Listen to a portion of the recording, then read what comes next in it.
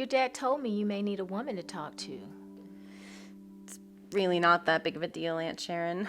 Now, Sophie, you know I have always treated you like one of my own. If there's something you need to talk about, sweetie, I am right here. Well, how did you know that Uncle Mike was the one that you wanted to marry? Oh, sweetie, I didn't. Not at first. I was working at the seafood shack right there by the military base. And your Uncle Mike, he was just another army boy running around town, wild. And I didn't want anything to do with that. But he kept coming in the restaurant more and more often, and he would always request my section. So I got to know him as more than just a customer. When he went off to Desert Storm, I really didn't think I'd see him again. But he came back, and he asked to marry me. But he wasn't that same skinny kid he was when he left here. He was different. He was mature. He was a man. And I knew that any man that could serve his country like that was surely capable of loving his wife. So I said yes. And the rest is a whole lot of history. I love how in love you are with him still. Don't get me wrong.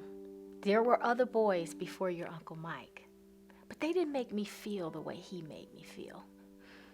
And I know that from the outside looking in, it looks like we have this fairy tale life. But there have been times when we have had to dig deep to forgive each other. But when things get rough, I just think back to when I first saw him get off of that plane. And I knew he was the man I wanted to spend the rest of my life with. And how good it felt to be back in his arms again. And I know that if we can both hold on to those feelings, we can make it through anything together.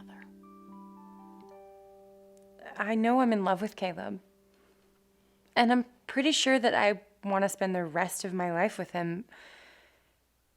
I want to be 100% positive before I say yes to that, because I don't want to end up like my parents. I don't want to end up hating each other and wanting to rip each other apart. That's going to be up to you, Sophie.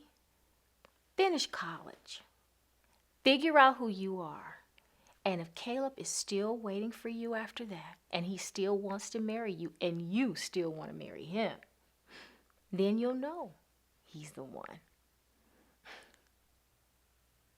Yeah. You're right.